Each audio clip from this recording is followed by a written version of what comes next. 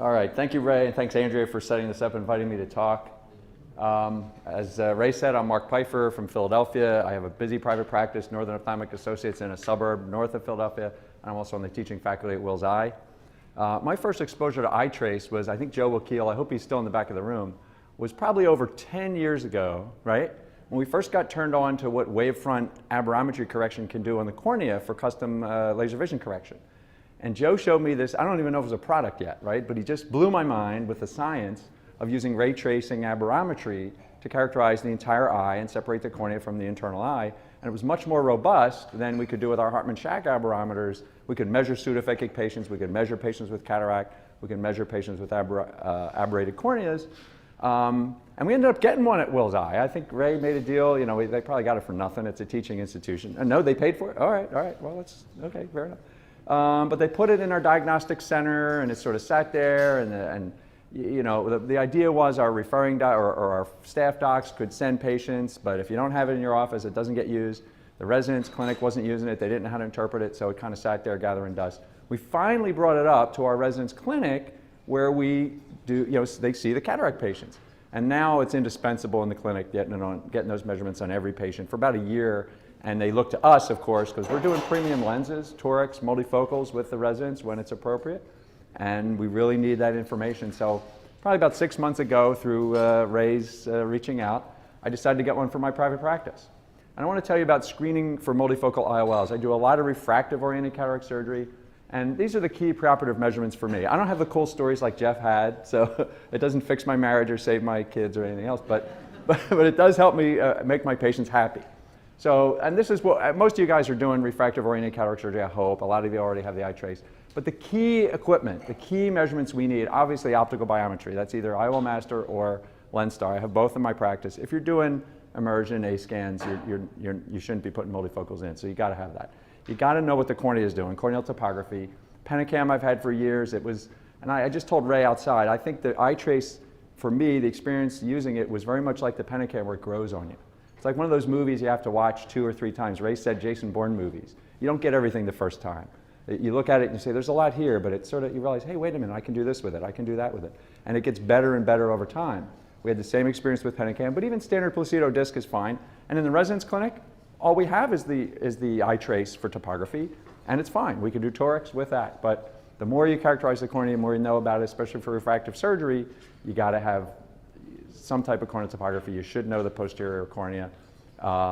And face it, if we're doing multifocals and torics, we're doing refractive surgery. Like it or not, it's refractive cataract surgery. I do clear lens extractions. We're raising that bar sky high.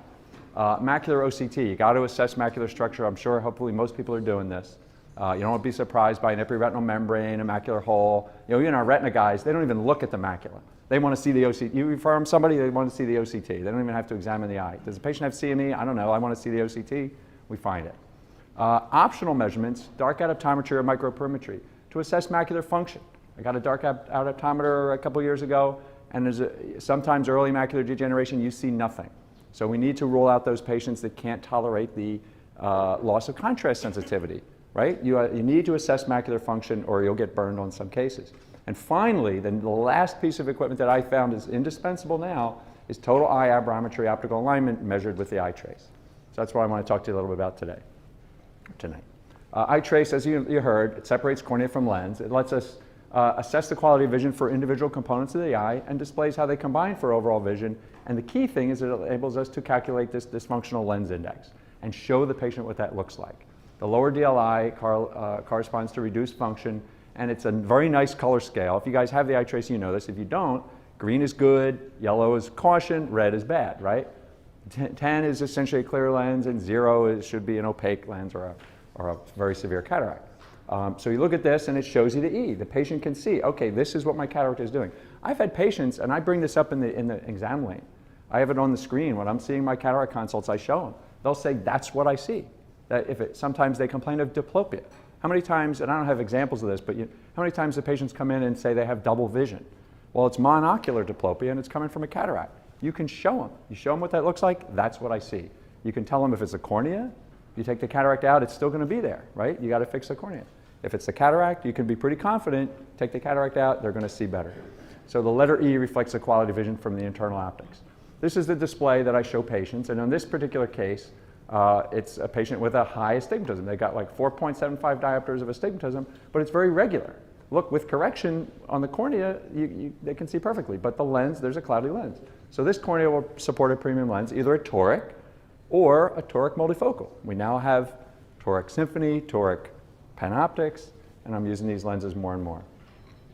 The other key thing we get from the iTrace for supporting premium lenses are the optical alignment measurements, the angle, kappa, and alpha display. This is critical, and I think we're learning more and more about it. In fact, I feel that this waxy vision stuff we used to hear about, right, with the early restore, the early multifocals, is primarily a problem with angle alpha, and I'll show you why. The angle kappa and alpha, kappa and angle alpha are key. Angle kappa is the distance between, or the angle. We kind of mix in, sometimes we call it angle, sometimes we call it a distance, but it's the angle distance basically, between the pupillary axis and the visual axis. So the patients don't look through the center of their pupil. Angle alpha is the distance between the visual axis, the optical center of the eye, basically the center of the limbus, and the visual axis. So they don't look through the center of the eye, and they don't look through the center of the corner of the pupil. And that's true for everybody, and it varies. And you need to know this. This shows you kind of a picture of what that looks like, right? The optical center is the center of the limbus, right here, the pupil center here, and the visual axis represented by the first Purkinje reflex. When they're fixating, the reflection off the cornea approximates the corneal or the visual axis, and George Waring and Daniel Chang have called this the coaxially sighted corneal light reflex. And you can actually see that through your microscope if you have a coaxial scope while you're operating, and center your multifocal lens on that light reflex and know it's going to be centered on the visual axis. So again, angle alpha, the distance from angle alpha distance is the distance from the visual axis to the optical center of the cornea, and angle kappa distance is the distance between the visual axis to the center of the pupil. And you get both of these with the iTrace. And it's displayed here, and there's even a little bit of warning. Oops, sorry, hold on. There's even a little bit of a warning, a color coding, and this can vary, and I'll tell you, it's built into the machine, but you really have to look at the distance. It tells you angle alpha 0.5, that's a warning, it's a red flag, it's pretty high. The patient may not be looking through the center of that multifocal IOL, and that's what gives them that waxy vision.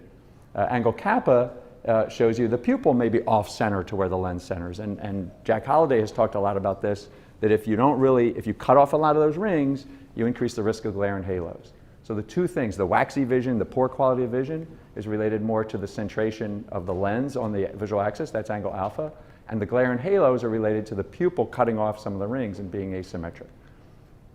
And this is why it's important. Optical center to visual axis, and this information is really hard to get.